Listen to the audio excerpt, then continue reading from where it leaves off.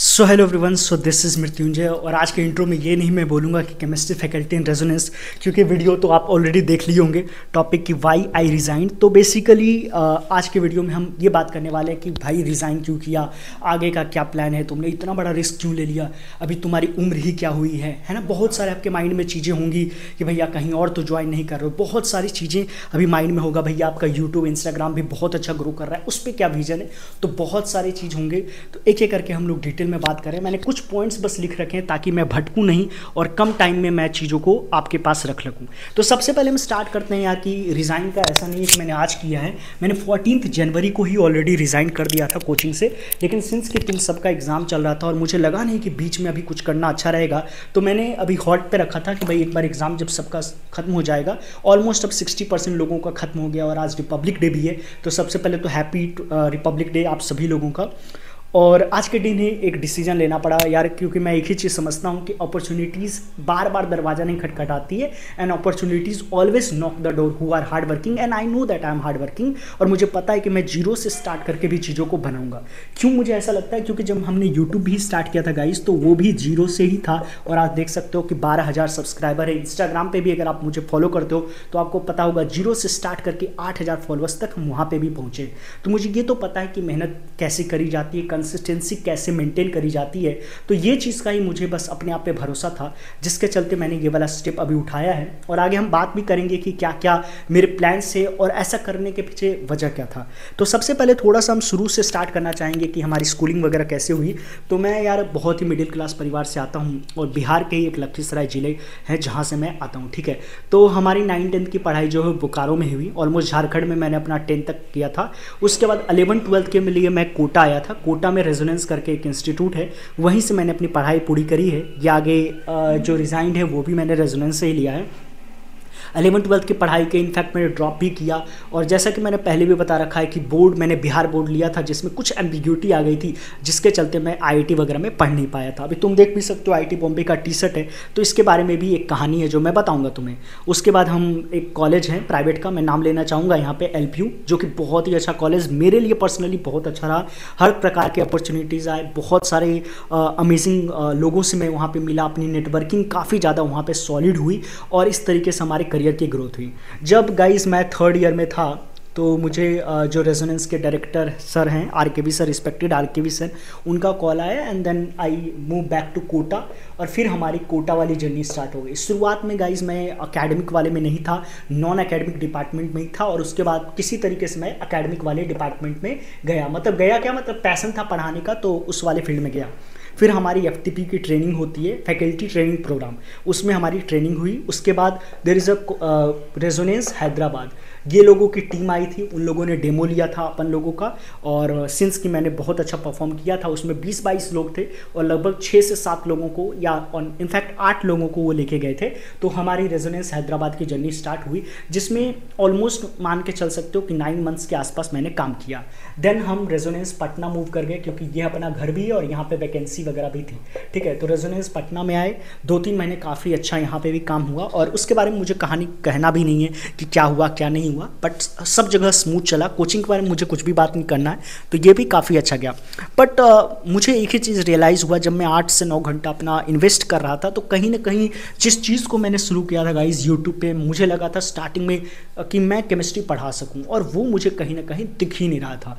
क्योंकि जब मैं कोचिंग में पढ़ा रहा था तो मैं डर डर करके, ये जो क्रैक IIT JEE मैसेज आपको दिख रहा है, ये आज नहीं बनाया है, मैंने 2 साल पहले बनाया, लेकिन मैं इसको कभी ढंग से लॉन्च ही नहीं कर पाया। इनफैक्ट जब काउंसलिंग होता था तो मैं इंस्टाग्राम की स्टोरी पे ही बस लगा पाता था, कहीं पे भी मैं प्रमोट नहीं कर पाया, न यूट्यूब की रील्स में कर पाया, न इंस्टा के रील्स पे कर पाया।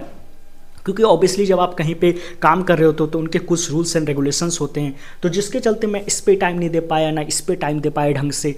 और कहीं पे भी अप्लाई जब मैं करता हूँ, अभी भी कोचिंग वगैरह ऐसा तो नहीं होता है, क्योंकि उम्र कम है तो हमारा मन करता है यार कि कहीं पे जॉब मिल जाए, तो अप्लाई करते हैं। हर जगह पे यही प्रॉब्लम आ रहा है कि यूट्यूब और ऐप का थोड़ा सा दिक्कत आ ही रहा है डेफिनेटली। तो जिसके चलते मेरे लिए जॉब वाला जो ऑप्शन था वो टेम्परली तो अभी बिल्कुल भी क्लोज ही हो गया था। तो मुझे कुछ समझ ही नहीं आ रहा था यार कि क्या करूँ। और तुम समझ सकते हो कि इस उम्र में, और मेरे पापा बहुत ही नॉर्मल घर से आते हैं, ही इज़ अ फार्मर, तो तुम समझ सकते हो कि घर की जितनी भी रिस्पॉन्सिबिलिटीज़ है वो मेरे ऊपर ही है।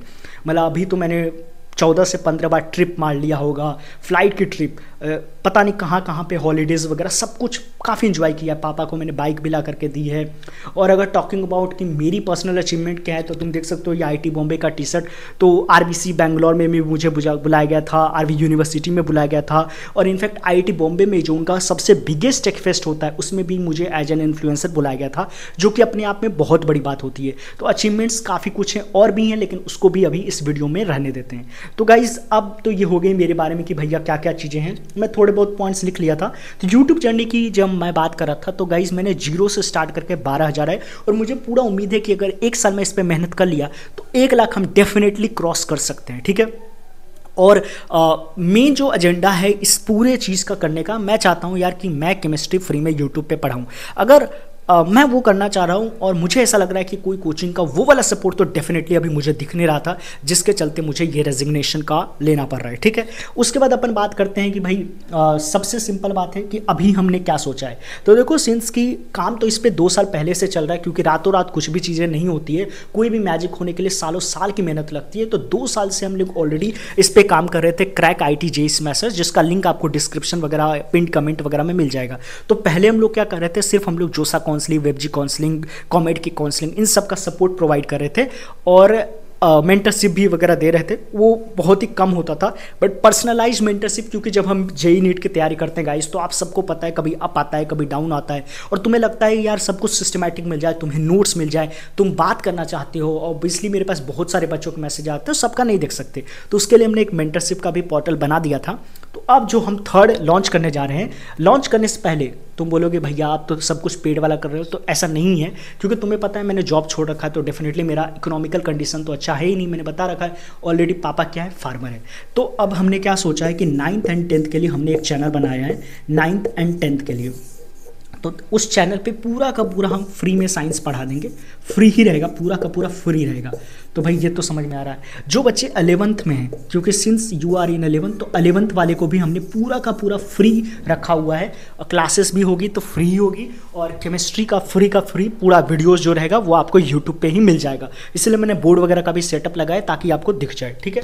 उसके बाद देखो, जो बच्चे 12th में हैं और जो बच्चे ड्रॉपर्स में हैं, तो तुम लोगों का अप्रैल अटेम्प्ट आने लगा है, तो अब तुम लोगों को पढ़ाने बढ़ाने की ज़रूरत है नहीं। अब तुम्हें क्या है, सिस्टमैटिक कोई बता दे कि PYQs को सॉल्व कैसे करते हैं, कोई भी क्वेश्चन को 2 मिनट के अंदर कैसे सॉल्व करते हैं, इन सब का है। तो बस आपके लिए एक मैंने CIJS crack IIT JEE message करके ऐप बनाया है, और आप वेबसाइट से भी लॉगिन कर सकते हो। ये प्ले स्टोर पे ऑलरेडी अवेलेबल है, लिंक आपको मिल जाएगा डिस्क्रिप्शन पे।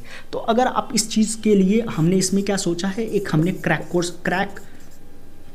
क्रैश कोर्स, बेसिकली देखो फंबलिंग भी कर रहा हूँ, क्रैश कोर्स हमने लॉन्च किया है, जिसमें फुल केमिस्ट्री होगा एट द रुपीज़ ओनली 599।